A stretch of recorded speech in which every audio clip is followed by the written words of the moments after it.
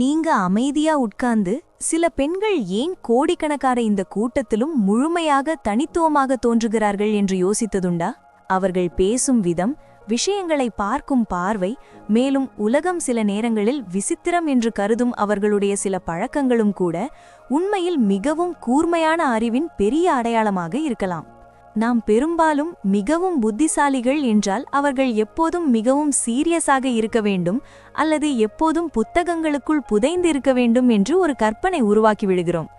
ஆனா உண்மையான வாழ்க்கையின் நிஜம் முற்றிலும் வேறுபட்டதும் மிகவும் சுவாரஸ்யமானதும் ஆகும்.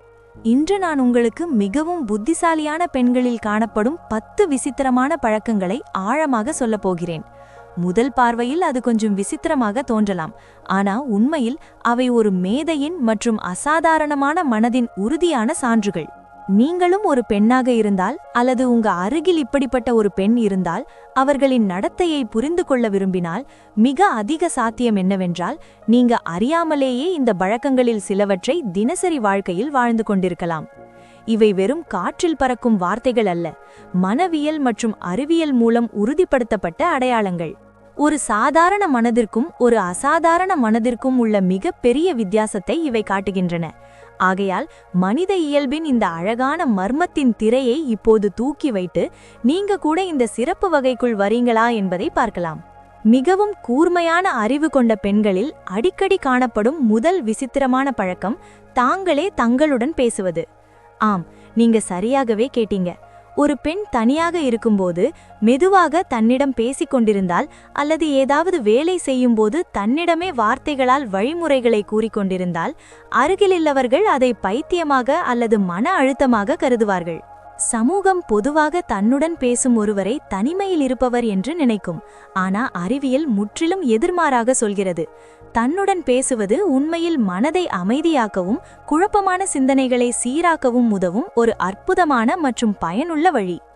ஒரு புத்திசாலியான பெண்ணின் மனதில் நூற்றுக்கணக்கான சிந்தனைகள் ஒரே நேரத்தில் ஓடிக்கொண்டிருந்தால் அவற்றை மனதிற்குள் வைத்திருப்பது மிக பெரிய குழப்பத்தை உருவாக்கும்.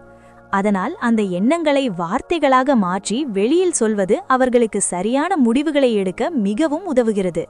இது ஒரு இயற்கையான சுய சிகிச்சை போன்றது. மிகவும் கூர்மையான அறிவு கொண்ட பெண்கள் அறியாமலேயே இதை பயன்படுத்துகிறார்கள். அவர்கள் தங்களுடன் பேசும்போது உண்மையில் தங்கள் எதிர்கால திட்டங்களுக்கு ஒரு சரியான வடிவத்தை கொடுத்து கொண்டிருக்கிறார்கள். ஆனா சமூகத்தின் பார்வையில் இது கொஞ்சம் விசித்திரமாக தோன்றும். இரண்டாவது பழக்கம் இரவு நேரம் வரை விழித்திருப்பது. குழந்தை பருவத்திலிருந்தே நாம் எப்போதும் விரைவாக தூங்கவும் அதிகாலையில் எழவும் என்பதே வெற்றியின் பெரிய ரகசியம் என்று கேட்டு வளர்கிறோம். இரவு நேரம் வரை விழித்திருப்பவர்களை பலர் சோம்பேறிகள் அல்லது வேலை தவிர்ப்பவர்கள் என்று நினைக்கிறார்கள்.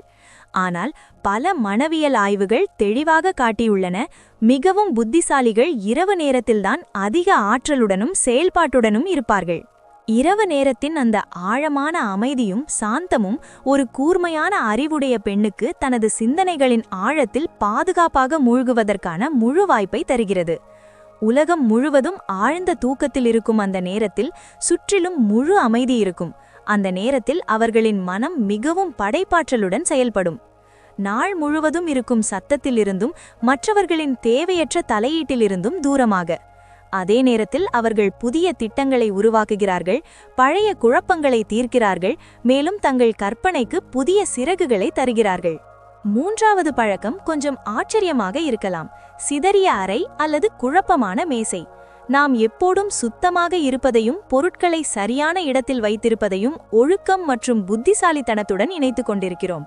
ஆனால் யூனிவர்சிட்டி ஆஃப் மினிசோட்டாவில் நடைபெற்ற ஒரு மிகவும் பிரபலமான ஆய்வு குழப்பமான சூழலில் வேலை செய்பவர்கள் அதிக படைப்பாற்றல் கொண்டவர்களாகவும் முற்றிலும் புதிய யோசனைகளை உருவாக்குபவர்களாகவும் இருப்பதை நிரூபித்துள்ளது. ஒரு புத்திசாலியான பெண்ணின் மனம் எப்போதும் ஏதாவது ஒரு புதிய புதிரில் ஈடுபட்டு கொண்டிருக்கும். அதனால் அவரது கவனம் அலமாரியை சீரமைப்பதிலோ அல்லது பொருட்களை அழகாக ஒழுங்குபடுத்துவதிலோ அல்ல, புதிய யோசனைகளில்தான் இருக்கும். வெளியிலிருந்து பார்க்கும் ஒருவருக்கு அந்த அறை மிகவும் சிதறியதாக தோன்றலாம். ஆனால் அந்த குழப்பத்திற்குள்ளேயே அந்த பெண்ணுக்கே தெரிந்த ஒரு தனிப்பட்ட அமைப்பு இருக்கும். அவளுக்கு தேவையானதை அவள் உடனே கண்டுபிடித்து விடுவாள். அந்த குழப்பமான இடத்திலும் அவளுடைய மனம் அற்புதமான ஒத்திசைவை உருவாக்குகிறது.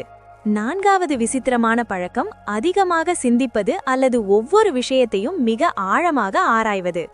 சாதாரண மக்கள் ஏதாவது ஒன்றை கேட்டவுடனோ அல்லது ஒரு சம்பவத்தை பார்த்தவுடனோ அதை விரைவாக மறந்துவிடுவார்கள். ஆனா ஒரு புத்திசாலியான பெண் அந்த விஷயத்தின் ஒவ்வொரு அம்சத்தையும் மிக நுணுக்கமாக ஆய்வு செய்வாள். யார் என்ன சொன்னார்கள், ஏன் சொன்னார்கள், அந்த வார்த்தைகளின் உண்மையான அர்த்தம் என்னவாக இருக்கலாம், அதன் எதிர்கால விளைவுகள் என்னவாக இருக்கலாம், இப்படி பல கேள்விகள் அவளுடைய மனதில் ஒரு திரைப்படம் போல தொடர்ந்து ஓடிக்கொண்டிருக்கும். இந்த பழக்கம் சில நேரங்களில் அவளுக்கு மன அழுத்தத்தை உருவாக்கலாம். ஆனா உண்மையில் இது எதிர்காலத்தில் வரும் சிக்கல்களையும் ஆபத்துகளையும் சமாளிக்க மனதின் இயற்கையான தயாரிப்பு. அவள் எந்த வேலையை செய்யும் போதும் அதன் நன்மை தீவைகளை ஆராயாமல் செய்வதில்லை. மேலும் அவளிடம் எப்போதும் ஒரு மாற்று திட்டம் தயாராக இருக்கும். இதுவரை நான் கூறிய இந்த பழக்கங்களில் சிலவற்றை நீங்க உங்களுக்குள்ளோ அல்லது உங்கள் நண்பர்களிடமோ கண்டிருக்கலாம். நீங்க இப்பொழுது சிரித்து கொண்டிருக்க கூடும். இதுவரை நான் குறையாக நினைத்தது உண்மையில் என் பலமாக இருக்கிறதே என்று. ஆனா அடுத்ததாக நான் சொல்லப்போகும் விஷயங்கள் இன்னும் சுவாரஸ்யமானவை மற்றும் மர்மமானவை. குறிப்பாக அடுத்த சில பழக்கங்கள் உங்களை முழுமையாக ஆச்சரியப்படுத்தும். ஏனென்றால் உலகம் அவற்றை பலவீனம் என்று நினைக்கும். ஆனா ஆழமாக பார்த்தால் அவை மிக பெரிய பலம். ஆகையால் உங்க மனதை திறந்த நிலையில் வைத்துக்கொண்டு ஒவ்வொரு வார்த்தையையும் கவனமாக படியுங்க. ஏனென்றால் அடுத்த புள்ளி உங்க தன்மையின் மிக பெரிய ரகசியத்தை வெளிப்படுத்தக்கூடும். 5வது பழக்கம் தனிமையை மிகவும் நேசிப்பது. மிகவும் புத்திசாலியான பெண் எப்போதும் கூட்டத்தில் இருக்க விரும்ப மாட்டாள் அல்லது ஒவ்வொரு வார இறுதியிலும் பார்ட்டிகளுக்கு செல்ல மாட்டார். அவர்கள் தங்களுடன் அமைதியாக செலவிடும் நேரத்தை மிகவும் விரும்புவார்கள். தங்களுடைய சொந்த தோழமை அவர்களுக்கு எப்போதும் சலிப்பை தராது. ஏனென்றால் அவர்களுடைய கூர்மையான மனமே அவர்களின் சிறந்த நண்பன். அந்த தனிமையில் அவர்கள் விருப்பமான பொழுதுபோக்குகளை செய்வார்கள். புதிய புத்தகங்களை படிப்பார்கள் அல்லது இயற்கையை பார்த்து கொண்டு அமைதியாக சிந்திப்பார்கள். சாதாரண மக்கள் அதை அகந்தை என்று நினைக்கலாம். ஆனா உண்மையில் அது அவர்களின் மன ஆற்றலை மீண்டும் நிரப்பும் நேரம். 6வது பழக்கம் சிறிய தினசரி விஷயங்களை மறந்துவிடுவது. வீட்டுச்சாவி எங்கே வைத்தோம் என்று மறந்துவிடுவது, கண்ணாடி தலையில் இருந்தபடியே அதை வீட்டில் தேடுவது, அல்லது மிகவும் தெரிந்த ஒருவரின் பெயரை திடீரென மறந்துவிடுவது. சமூகம் இதை வயது அல்லது கவனக்குறைவு என்று சொல்கிறது. ஆனால் அறிவியல் வேறு கதையை சொல்கிறது. மிகவும் கூர்மையான மனம் பெரிய மற்றும் சிக்கலான விஷயங்களை செயலாக்குவதில் எப்போதும் பிஸியாக இருக்கும். அவர்களின் நினைவகம் முக்கியமான தகவல்களால் நிரம்பியிருக்கும். அதனால் சில சிறிய விஷயங்கள் தற்காலிகமாக மனதிலிருந்து வழுக்கிவிடலாம். இது ஒரு நோய் அல்ல, மாறாக அந்த நேரத்தில் அவர்களின் மனம் ஒரு பெரிய பிரச்சனையை தீர்க்க முயற்சி செய்கிறது என்பதற்கான அடையாளம். 7வது பழக்கம் எல்லாவற்றையும் கேள்வி கேட்பது மற்றும் முடிவில்லாத ஆர்வம். ஒரு புத்திசாலியான பெண் எதையும் குருட்டுத்தனமாக ஏற்றுக்கொள்ள மாட்டாள். சமூகம் ஏற்றுக்கொள்கிறது என்பதற்காகவோ பழமையான பாரம்பரியம் என்பதற்காகவோ அவள் அதை உண்மை என்று ஏற்றுக்கொள்ள மாட்டாள். அவளுக்குள் ஒரு குழந்தையைப் போன்ற ஆர்வம் இருக்கும். ஒவ்வொரு விதிக்கும் பின்னாலுள்ள காரணத்தை தெரிந்து கொள்ள விரும்புவாள். ஒரு திருப்திகரமான பதில் கிடைக்கும் வரை அவள் அதை ஏற்க மாட்டாள். 8வது பழக்கம் கிண்டல் கலந்த நகைச்சுவையை புரிந்து கொள்வது மற்றும் பயன்படுத்துவது. சாதாரண மக்களுக்கு புரியாத வகையில் நகைச்சுவை பேசுவது அதிக ஐக்கியூவின் அடையாளமாகும். சரியான நேரத்தில் கிண்டலை புரிந்து பேச மனம் மிகவும் வேகமாக செயல்பட வேண்டும். சொல்லப்பட்ட வார்த்தைகளின் இரட்டை அர்த்தத்தை புரிந்து கொள்ள வேண்டும். மற்றவரின் மனநிலையையும் கணிக்க வேண்டும். ஒரு புத்திசாலியான பெண் சிரித்தபடியே ஒருவரை பாராட்டியதா அல்லது நுட்பமாக விமர்சித்தாளா என்று கூட புரியாமல் போகலாம். இந்த திறன் மூலம் மிகவும் கடினமான சூழ்நிலையிலும் அவள் சூழலை லேசாக்க முடியும். இங்கே நான் ஒரு முக்கியமான விஷயத்தை சொல்ல விரும்புகிறேன். மனித மனவியல் படி மனிதன் தனது தன்மைக்கு பொருந்தும் வார்த்தைகளால் மிகவும் ஈர்க்கப்படுகிறான். நீங்க இதை கவனமாக படித்துக்கொண்டு இதனுடன் ஆழமான தொடர்பை உணர்ந்தால் உங்க மனமும் மிகவும் கூர்மையானது என்பதை குறிக்கும். அதை உலகத்தின் முன் ஒப்புக்கொள்ள இப்போது லைக் பட்டனை அழுத்துங்க. மேலும் கீழே கமெண்ட் செய்து இந்த பழக்கங்களில் எது உங்களிடம் அதிகமாக இருக்கிறது என்று சொல்லுங்க. உங்க ஒரு சிறிய லைக் மற்றும் கமெண்ட் உங்க உண்மையான பலத்தை நீங்க அறிந்திருப்பதை நிரூபிக்கும்.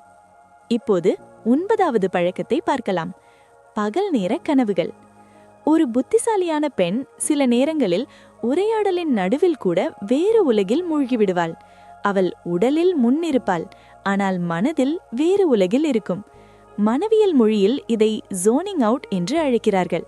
மிகவும் கற்பனை திறன் கொண்டவர்களிடம் இது பொதுவாக காணப்படும்.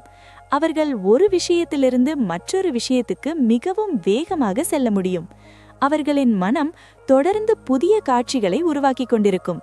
இது ஒரு நோய் அல்ல, அவர்களின் மனம் தொடர்ந்து வேலை செய்து கொண்டிருப்பதற்கான அழகான அடையாளம். இறுதியாக 10வது பழக்கம், முக்கியமான வேலைகளை தாமதப்படுத்துவது. நாம் பொதுவாக புத்திசாலிகள் எல்லா வேலைகளையும் நேரத்தில் செய்வார்கள் என்று நினைக்கிறோம். ஆனால் உண்மை கொஞ்சம் வேறுபட்டது. மிகவும் புத்திசாலியான பெண்கள் எதையும் முழுமையாக சிறப்பாக செய்ய விரும்புவார்கள். ஒரு சிறிய தவறும் இல்லாமல் செய்ய விரும்புவார்கள். அந்த பரிபூரணத்தன்மை காரணமாக அவர்கள் சில நேரங்களில் வேலை தொடங்க தாமதப்படுத்துவார்கள். ஏனெனில் அவர்கள் அதன் ஒவ்வொரு விவரத்தையும் ஆழமாக சிந்திப்பார்கள். இது சோம்பேறித்தனம் அல்ல, மாறாக எந்த வேலையையும் 100% சரியாக செய்ய வேண்டும் என்ற மன அழுத்தம். அவர்கள் முழுமையாக உறுதியாகும் வரை முதல் படியை எடுக்க மாட்டார்கள். இதுவே மிகவும் புத்திசாலியான பெண்களின் 10 விசித்திரமான ஆனால் உண்மையான பழக்கங்கள். உலகம் அவற்றை எப்படி பார்த்தாலும் உண்மையில் இவையே ஒருவரை அசாதாரணமாக மாற்றுகின்றன. இந்த பழக்கங்களில் சில உங்களிடமும் இருந்தால் இனிமேல் உங்களை சந்தேகப்படாதீங்க. சமூகத்தின் பழைய வடிவங்களுக்கு உங்களை மாற்ற முயற்சிக்காதீங்க. உங்க மனம் மிகவும் தனித்துவமானது. அதை ஏற்றுக்கொள்ளுங்கள்.